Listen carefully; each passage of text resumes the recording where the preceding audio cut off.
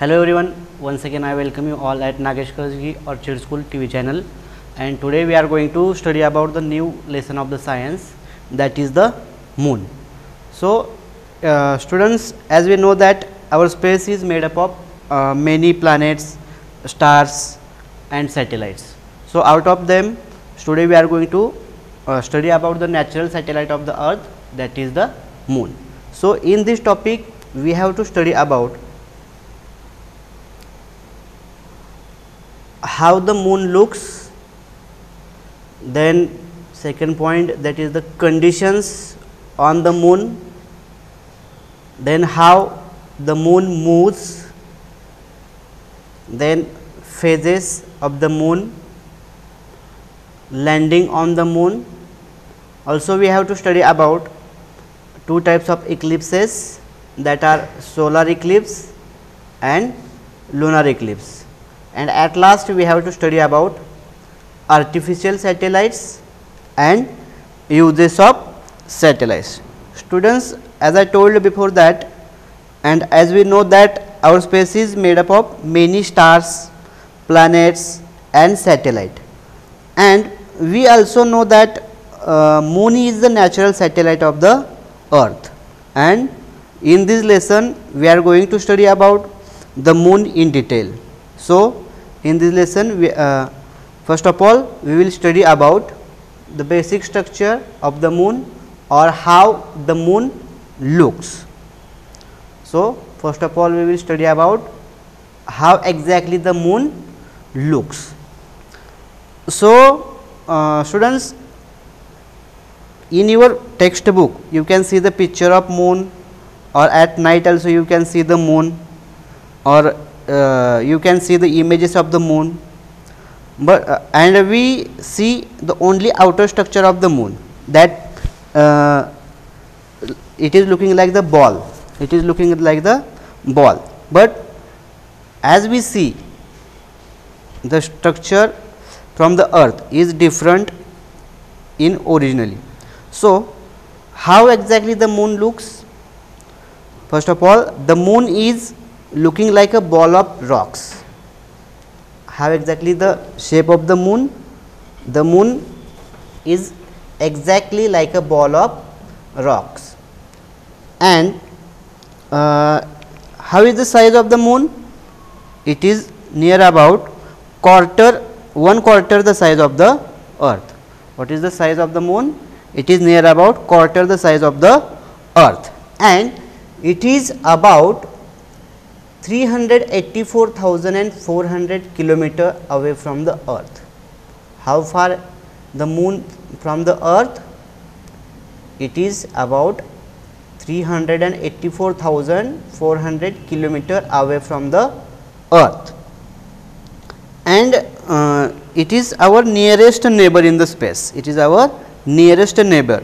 So moon is the nearest neighbor in the space, that is why it appears so big from the earth. This is the reason, due to that it appears so big from the earth. Although the moon is the brightest object in the sky, it does not give out light of its own, and it is very important thing that we have to keep in mind, that moon does not have its own light. Moon does not have its own light. Then where does the moon get its light? Where does the moon get its lights? It reflects the light. It reflects the light of the sun. It reflects the light of the sun. Where does the moon get the light? Moon get the light from the sun. It reflects the light of the sun. In this picture, I will show one picture.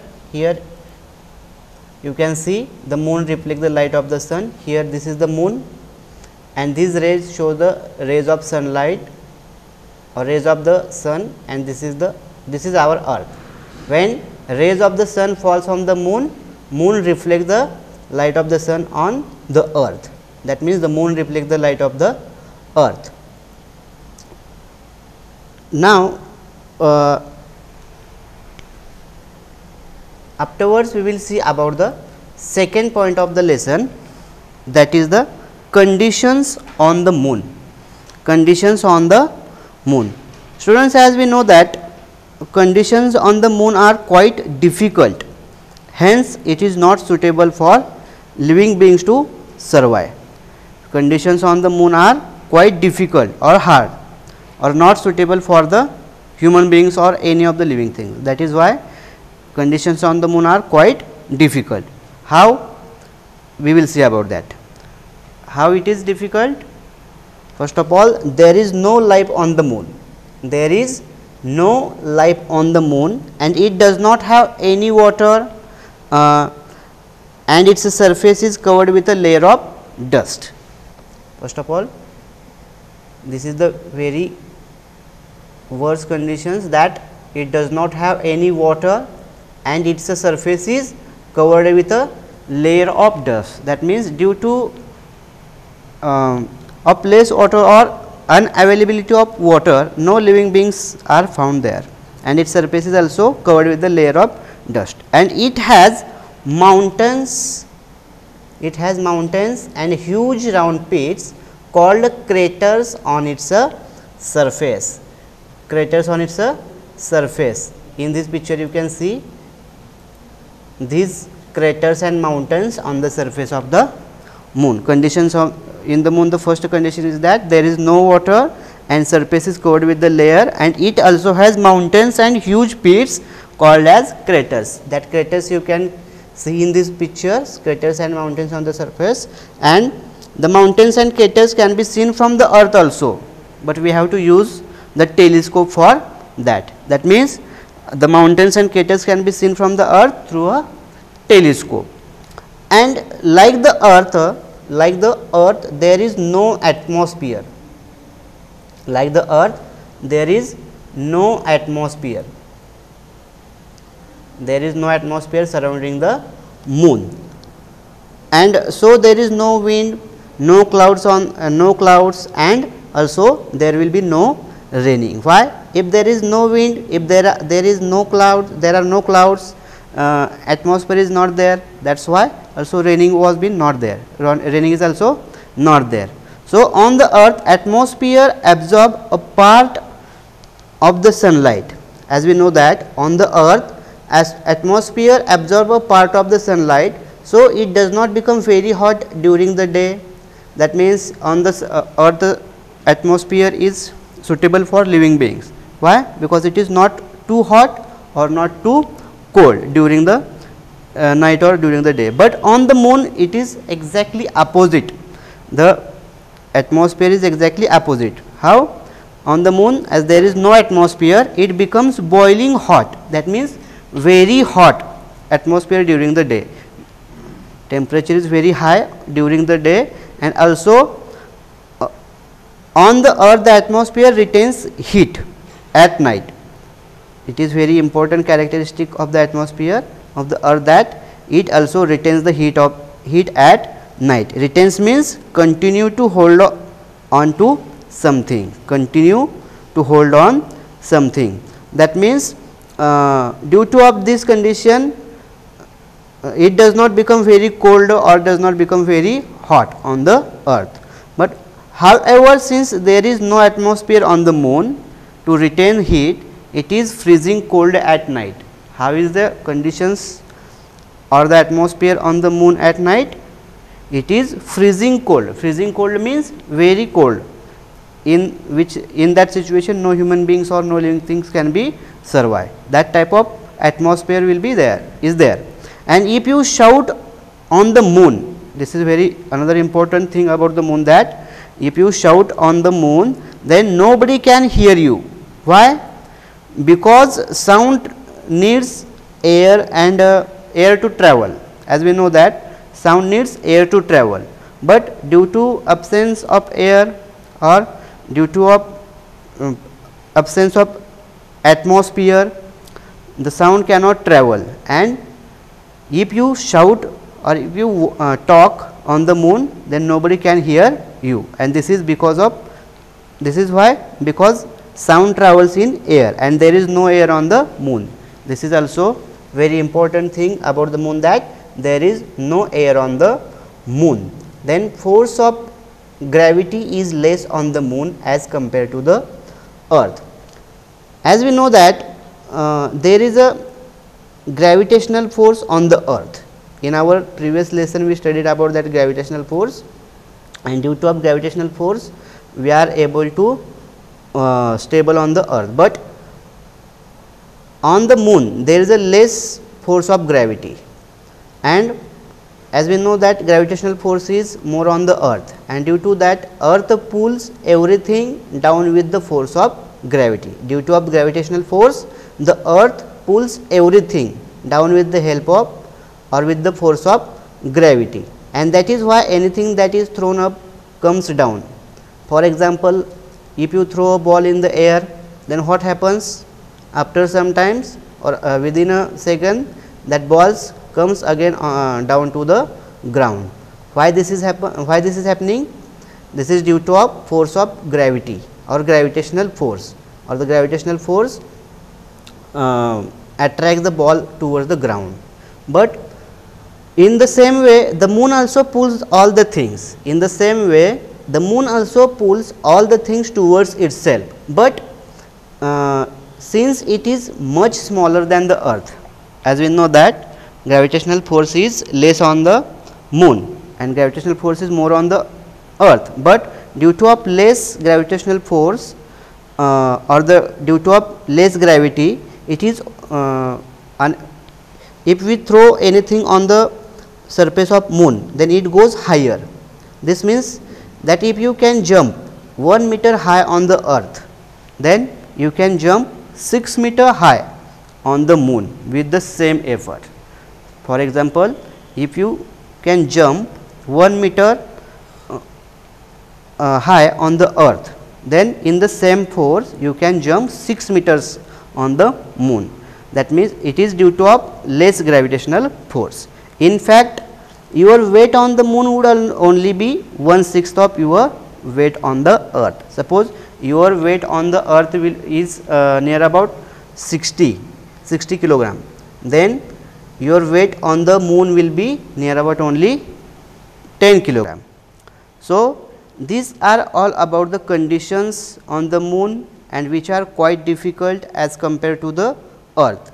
Hence, no living things could be survive or unable to survive there on the earth. Now, after this we will move on the next point of the lesson, that is how the moon moves. How the moon moves. The moon revolves around the earth. The moon revolves around the earth in the same way the earth revolves around the sun, and it takes around 28 days. How much days or how much time does the moon require? It requires 28 days or sometimes nearly about a month to complete or to make one complete revolution around the earth. If moon have to revolve or moon have to complete one revolution, it requires near about 28 days or sometimes nearly about a month to revolve around the earth. And as we know that there are some natural and artificial satellites in the space, and the moon is only the natural satellite of the earth. As we know that there are so many satellites, so many planets in our space, but only the moon is the only natural satellite of the earth. So, what is mean by satellite? Here is the definition of satellite. You can see a satellite of a star or planet is an object that goes around the star or planet. What is mean by satellite? A satellite of a star or planet is an object that goes around the star or planet. So, and the moon is only natural satellite, and natural satellites of planets are known as the moons, and the moon or the earth has only one moon. The earth has only one moon. I will show one picture about that, exactly how moon revolves around the sun. In this picture you can see the moon revolving around the earth, and for to complete one revolution around the earth, moon requires near about 28 days or sometimes nearly a month. Now, afterwards we have to study about the next point of the lesson, that are the phases of the moon. Now we will see about the phases of the moon. As we know that the moon as seen from the earth appears to change its shape every day. As we see that sometime we see full part of the moon, sometime we see only the crescent part, or sometime we see half part of the moon. So, these changes or this change in the shape every day are called as the phases of the moon. As mean the moon as seen from the earth appears to change its shape every day, and from a every day from a thin crescent to the full circular moon, and this is because we only these are called as the phases of the moon, and this is because we only see the part of the moon that reflects sunlight to us, and the rest of the moon is dark. So, this is because only we see the part of the moon that reflects the sunlight to us, and the rest of the moon is dark, and these different shapes of the moon as seen from the earth are called the phases of the moon. What are the phases of the moon? The different shapes of the moon as seen from the earth. Different shapes of the moon as seen from the earth are called as the phases of the moon. So, according to their phases, we can say, according to the shape we can say different phases, and we can give the names to the different phases, that new moon, crescent moon, half moon, gibbous moon, full moon, etc. So, first of all we will see about the new moon. So, what is mean by new moon? When the side of the moon facing us gets no sunlight. When the side of the moon facing us gets no sunlight at all, then we cannot see the moon, and we call this a new moon, and it is on a day first of its a revolution. Suppose today moon is going to revolve around the earth, then the first day of that phase is the new moon, and that time we cannot see the moon, and we call this a new moon. Then afterwards there the next phase of the moon is the crescent moon. As the moon moves along its orbit, a small portion of the side facing us gets sunlight. As the moon moves along its orbit, a small portion of the side facing us gets sunlight, and we can see the crescent moon, and it is after 4 days or on the day 4th of the beginning. Afterwards, the next phase of the moon is the half moon. In a week, that means from the beginning after a week, we can see half of the moon. It is on day 7. On day 7, we can see only half moon, and this is called as the half moon phase. Then gibbous moon, after 3 more days, that means on day 10th or 10th day, we see 3/4 of the moon. How much moon we can see after 10 days? We can see 3/4 of the moon, and this is called as the gibbous moon. It is on day 10. Then afterwards full moon in 2 weeks, means near about of 14 days, we can see entire side or entire side facing us gets sunlight, and we can then see the full moon, that is on day 14, and after this the phases start to reverse. Here I will show you the picture of the phases of the moon. In your textbook also you can see the phases of the moon. Suppose here this is the day 1st. On day 1st we cannot see the moon, and this is called as the new moon. Here is the earth, If we are on the earth, we cannot see the moon on first day. Then after fourth day, here in this picture you can see the crescent moon. Why? Because only a small portion of the side facing us gets sunlight and we can see crescent moon. After a week or in a week, we can see half of the moon. Here in this picture you can see half of the moon, this is called as the half moon. Then again on 10th day, after 3 more days or again on the 10th day, we can see 3/4 of the moon, and this is the gibbous moon.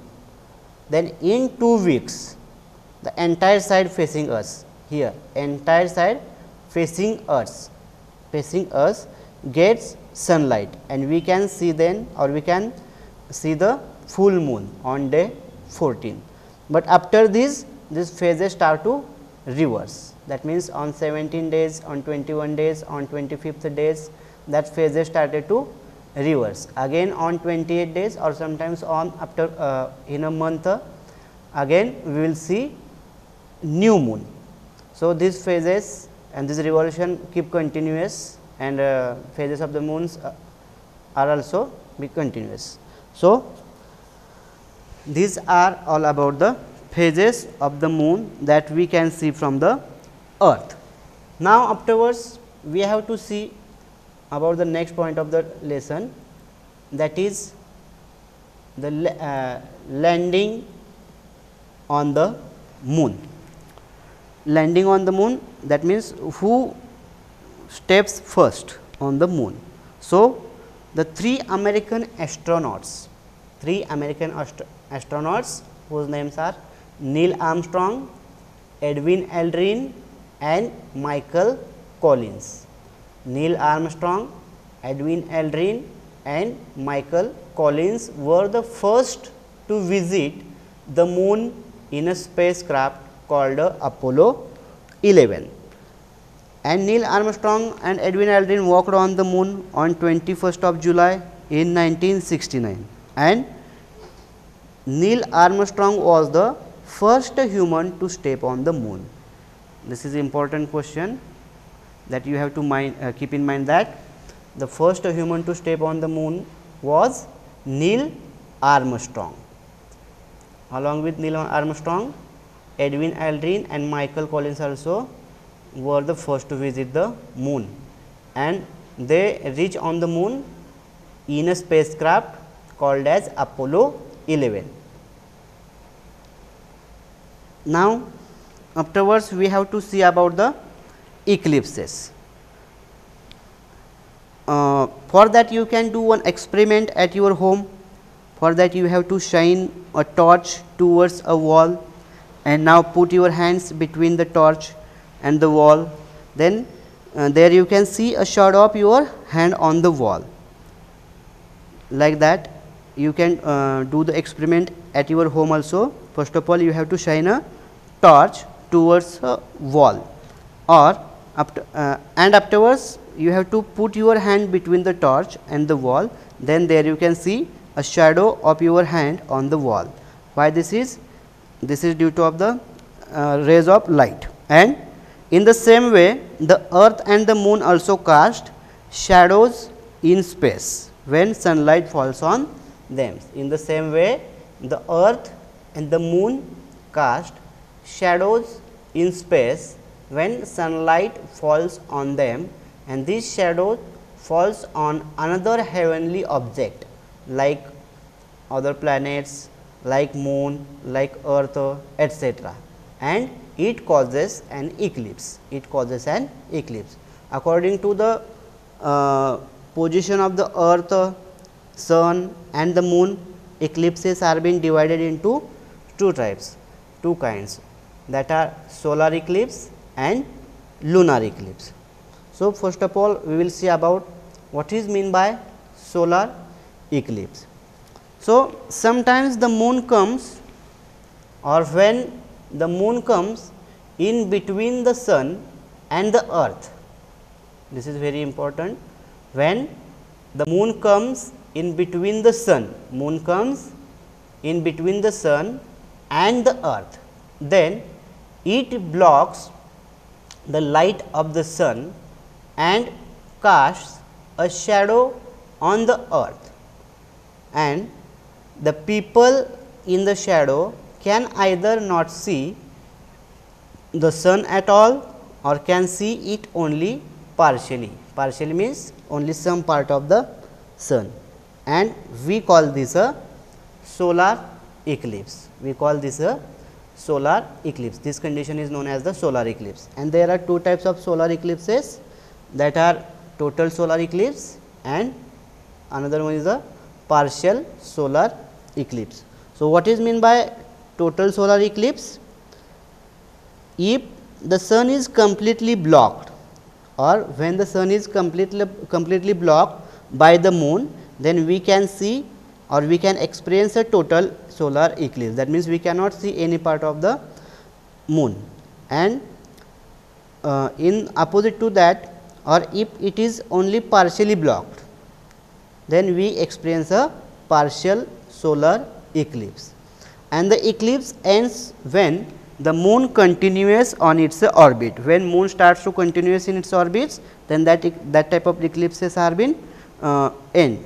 So, the eclipse ends when the moon continues on its orbit and moves away. So, a solar eclipse lasts only for around 7 minutes. Keep in mind that a solar eclipse lasts only for around 7 minutes. But another one thing you have to keep in mind, that never watch a solar eclipse directly, even through sunglasses also. Why? Because the light from the sun is very strong and can damage your eyes. So, never watch a solar eclipse directly, even though sunglasses also. Why? Because the light from the sun is very strong and can damage your eyes. Here in this picture, I will show you the image or the picture of solar eclipse. In your textbook also you can see the solar eclipse. This is the sun, this is the moon, and this is the earth. When moon comes in between sun and earth, from that picture you can get clear idea about the solar eclipse. This is the sun and these are sun rays, and due to of moon, or when the moon comes in the path of sun and comes in between the earth and the sun, the shadow of the moon falls on the earth, then we can call that as a solar eclipse. Sometime it is been total solar eclipse, or sometime it been partial solar eclipse. Then afterwards we have to see about the lunar eclipse. So, what is mean by lunar eclipse? When the earth comes in between the sun and the moon. When the earth comes in between the sun and the moon, the shadow of the earth can fall on the moon, then you will not able to see the moon, or can only see it partially. Then this condition we call this condition in the space are known as lunar eclipse, or we can call this a lunar eclipse. And like the solar eclipse, lunar eclipses are of two types, that are total lunar eclipse and partial lunar eclipse. So, in our next session we will see in detail about the lunar eclipse, and we will conclude our session here today. But it is very important to see about the things that we had discussed in our today's session. So, first of all, we discussed about how the moon looks, then we studied about the conditions on the moon, then afterwards we studied about how the moon moves, phases of the moon, landing on the moon, and about solar eclipse. So, here with this point of the lesson we conclude our session, and in our next session we will see the remaining part of the lesson. Till that, you have to read the topic properly and try to find out the hard words and important point from the lesson. Thank you.